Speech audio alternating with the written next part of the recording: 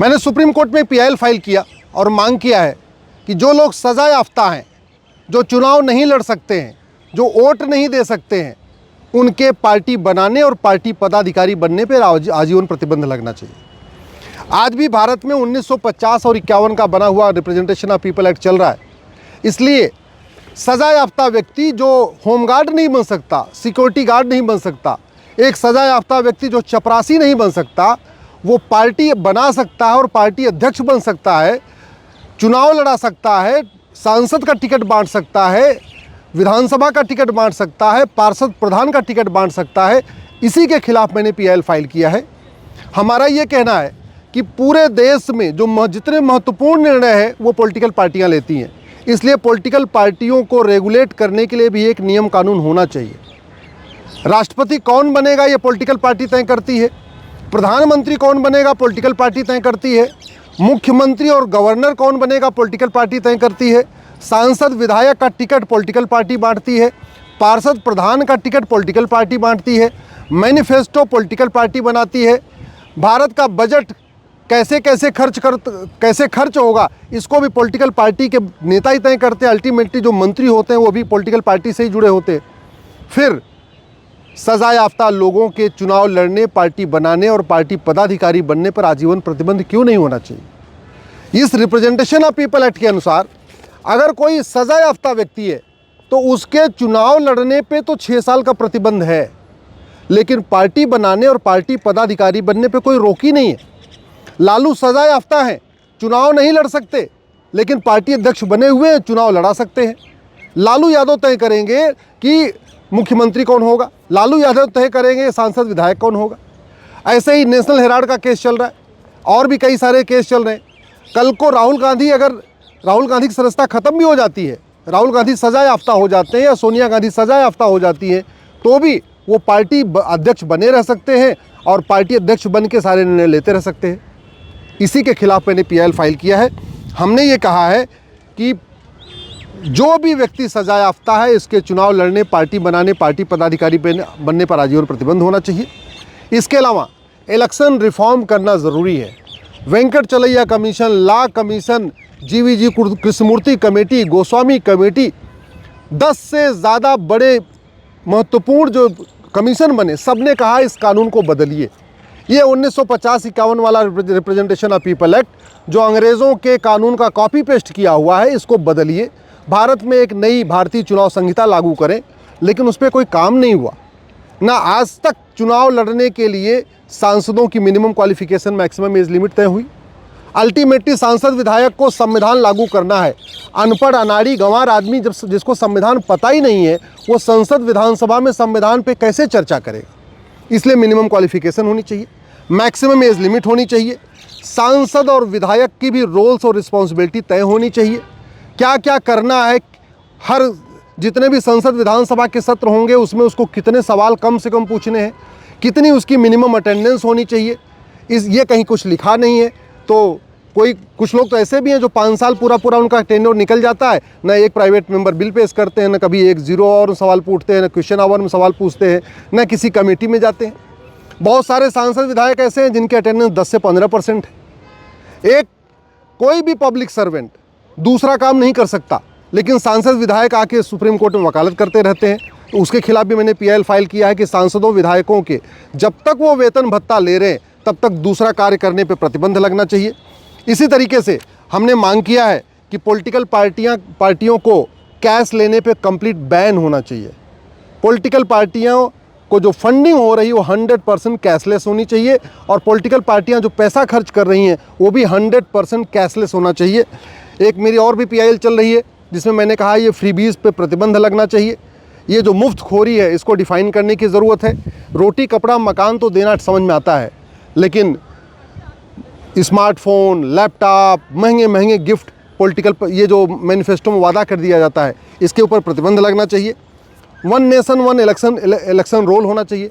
अब आज की डेट में क्या हो रहा है, पार्षद का चुनाव होता है, अलग वोटर लिस्ट बनती है, प्रधान का चुनाव में अलग वोटर लिस्ट बनती है, विधानसभा के चुनाव में अलग वोटर लिस्ट बनती है, सांसद के चुनाव में अलग वोटर लिस्ट बनती है। तो ये सरकारी कर्मचारी, स्कूल के टीचर, हर साल इनकी ड्यूटी 2 महीने 3 महीने के लिए वोटर लिस्ट बनाने में लग जाती है। इसकी ज़रूरत ही नहीं है। हमारे पास हर 2-3 किलोमीटर की दूरी पे एक पोस्ट ऑफिस होता है। पोस्ट ऑफिस के पास आजकल ज़्यादा कोई काम नहीं है, ना कोई पोस्ट ऑफिस को यूज कर रहा है, ना कोई रजिस्ट्री यूज कर रहा है, ना कोई अंतर्देशी भेज रहा है। आज की डेट में सारे काम जो है ईमेल पे हो रहे हैं, व्हाट्सएप पे हो रहे हैं। उस पोस्ट ऑफिस को अगर हम नोडल सेंटर डिक्लेयर कर दें, जिसको भी अपना बनवाना होगा वोटर आईडी कार्ड, वो जाके पोस्ट ऑफिस में बनवा लेगा। फिर घर घर जाके सरकारी कर्मचारियों के, अध्यापकों की ड्यूटी क्यों लग रही है? इसके खिलाफ भी एक मैंने पीएल फाइल किया है। एक मैंने पीएल फाइल किया है कि भारत में टोटलाइज़र का यूज़ होना चाहिए। आज की डेट में जो काउंटिंग होती है इलेक्शन के बाद, वो बूथ वाइज होती है, इसलिए हर पॉलिटिकल पार्टी को पता चल जाता है इलेक्शन के बाद कि उसको किस बूथ से कितना वोट मिला। नतीजा ये होता है कि बहुत सारे स्थानों पे, बंगाल में और जगहों पे जो पॉलिटिकल पार्टियां जैसे टीएमसी हुई या सीपीआई हुई, उनको पता चल जाता है कि किस बूथ पे उनको कम वोट मिला है, वहाँ पे वो मार झगड़ा शुरू हो जाता है, वहाँ पे लड़ाई झगड़ा शुरू हो जाता है, वहाँ खून खराबा शुरू हो जाता है। इसके खिलाफ भी मैंने पीएल फाइल किया है। और सबसे इम्पॉर्टेंट मैंने ये मांग किया है कि जैसे अध्यापक बनने के लिए ऑल इंडिया लेवल पे एग्ज़ाम हो सकता है, क्लर्क बनने के लिए ऑल इंडिया लेवल पे एग्ज़ाम हो सकता है, सिपाही बनने के लिए रिटन एग्ज़ाम होता है, दरोगा बनने के लिए रिटन एग्ज़ाम होता है, तो सांसद विधायक बनने के लिए ऑल इंडिया लेवल पे एक टेस्ट क्यों नहीं होना चाहिए? क्या इस देश में पढ़े लिखे लोगों की कमी है जो अनपढ़, अनाड़ी, गंवार सांसद विधायक बनते हैं, पार्षद प्रधान बनते हैं? क्या इस देश में सबकी रोल्स रिस्पॉन्सिबिलिटीज जैसे तय होती हैं, वैसे सांसद विधायक पार्षद प्रधान की रोल्स और रिस्पॉन्सिबिलिटी तय नहीं होनी चाहिए? अल्टीमेटली सांसद और विधायक को संविधान की शपथ लेने के कारण ही वेतन भत्ता मिलता है। और बहुत सारे ऐसे सांसद विधायक हैं जिनको संविधान में लिखी हुई बात पता ही नहीं है। संविधान में क्या लिखा है, फंडामेंटल राइट क्या है, फंडामेंटल ड्यूटी क्या है, डायरेक्टिव प्रिंसिपल क्या है, उनकी क्या क्या अकाउंटेबिलिटी, कहीं कुछ उनको पता ही नहीं है। बहुत सारे तो ऐसे हैं जिनको शपथ लेना भी नहीं आता। फिर अब जब हम 21वीं शताब्दी में हैं, हम हर चीज़ में एडवांस कर रहे हैं, तो फिर ये कानून घटिया क्यों चलना चाहिए? मेरा माननीय प्रधानमंत्री से निवेदन है, हमने तो अपनी तरफ से इलेक्शन रिफॉर्म के लिए बहुत पीएल फाइल किया, लेकिन आपसे आग्रह है कि वेंकटचलैया कमीशन जिसने 2002 में अपनी रिपोर्ट दिया था, उसमें इलेक्शन रिफॉर्म के लिए बहुत सारे सुझाव दिए थे, लेकिन वेंकटचलैया कमीशन की रिपोर्ट आज तक पार्लियामेंट में टेबल ही नहीं हुई। लॉ कमीशन ने रिपोर्ट नंबर 244 में और रिपोर्ट नंबर 255 में इलेक्शन रिफॉर्म के लिए बहुत अच्छे सुझाव दिए हैं। दुर्भाग्यवश लॉ कमीशन की रिपोर्ट भी आज तक पार्लियामेंट में टेबल नहीं हुई, पार्लियामेंट उसमें चर्चा ही नहीं हुई। ऐसे ही गोस्वामी कमेटी रिपोर्ट है, कृष्णमूर्ति कमेटी की रिपोर्ट है, इलेक्शन कमीशन ने अलग से अपने सुझाव दिए हैं। जब तक इलेक्शन रिफॉर्म नहीं होगा तब तक अच्छे लोग पार्षद प्रधान नहीं बन पाएंगे। जब तक इलेक्शन रिफॉर्म नहीं होगा तब तक अच्छे लोग सांसद विधायक नहीं बनेंगे। और जब अच्छे लोग सांसद विधायक नहीं बनेंगे तो गंदे लोग जाति का जहर घोलेंगे, भाषा का जहर घोलेंगे, क्षेत्र का जहर घोलेंगे। ये जो राजनीतिक भ्रष्टाचार है वो इसी घटिया कानून के कारण है। ये जो जातिवाद, भाषावाद, क्षेत्रवाद का जहर घोला जाता है क्योंकि नेताओं को पता है ये 1950-51 का रिप्रेजेंटेशन ऑफ पीपल एक्ट ये महा घटिया है, मेरा हाथ सड़ा हुआ है।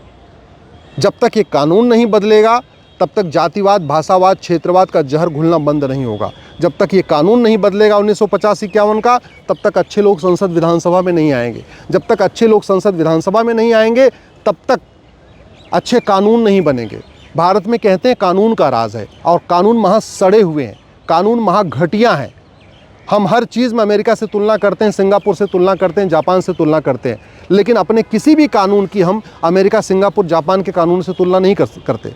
भारत की कोई भी समस्या लाइलाज नहीं है, भारत की कोई भी समस्या विश्वव्यापी नहीं है, भारत की कोई भी समस्या ऐसी नहीं है जिसका 5 साल में इलाज नहीं हो सकता।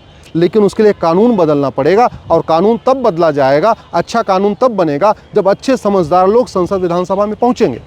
अभी तो लोग नोटों के बल पर संसद विधानसभा में पहुंच रहे हैं। अभी तो लोग सांसद का भी टिकट खरीद रहे हैं, राज्यसभा का भी टिकट खरीद रहे हैं, लोकसभा का भी टिकट खरीद रहे हैं, विधान परिषद का भी टिकट खरीद रहे हैं, विधानसभा का भी टिकट खरीद रहे हैं। और जब ये टिकट खरीदने वाले सांसद बनेंगे, विधायक बनेंगे, तो अच्छा कानून नहीं बनाएंगे। अच्छा कानून बनाना उनकी प्राथमिकता में है ही नहीं।